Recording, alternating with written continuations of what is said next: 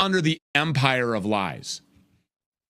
Okay, so when the government says this is true, you tend to be able to find the truth 180 degrees the opposite direction. How much incriminating information?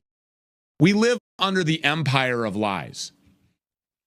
Okay, so when the government says this is true, you tend to be able to find the truth 180 degrees the opposite direction. How much incriminating information was burnt back in the 1960s or never written down at all so that it would never get out and so that the public would never have the full story? Because, listen, we all have to remember who JFK was going up against. I mean, let's get down to brass tacks here and cut the shit. JFK didn't want to give Israel nuclear weapons. JFK wanted AIPAC to register as a foreign agent. JFK challenged the Federal Reserve. He wanted our money to remain backed by gold and silver, and he wanted to print real money through the U.S. Treasury, not fake money backed by nothing but debt through the Federal Reserve. And on top of that, he wouldn't wage war on behalf of the very same crooks that were controlling our money supply. JFK was bad for the Rothschild criminal central banking cabal. He was bad for Israel, and quite frankly, he was bad for the Jews. So yeah, there were a lot of reasons why our government and the people who are really running it and the people giving them their money would want to take out JFK.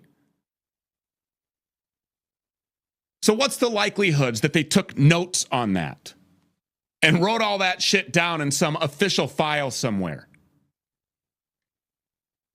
And there's also plenty of reasons why they would want to make sure that no matter what files were released potentially 60 years later, that they would never get caught.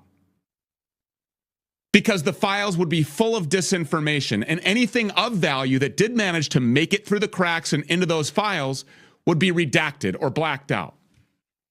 Because if the American people found out for an absolute, indisputable fact that Israel, our so-called greatest ally in its global legion of dual citizen Jews and bought and paid for Shabbos goys, were behind the murder of President John F. Kennedy, people would be pretty pissed off. If they found out that Kennedy was murdered so that Zionist shill Lyndon B. Johnson, the guy who let Israel attack the USS Liberty, could be installed as president, arm Israel with nukes, write a blank check, open America's borders, turn us over to anti-white genocidal Bolsheviks, they might learn to not trust their government so much, no matter who's in charge.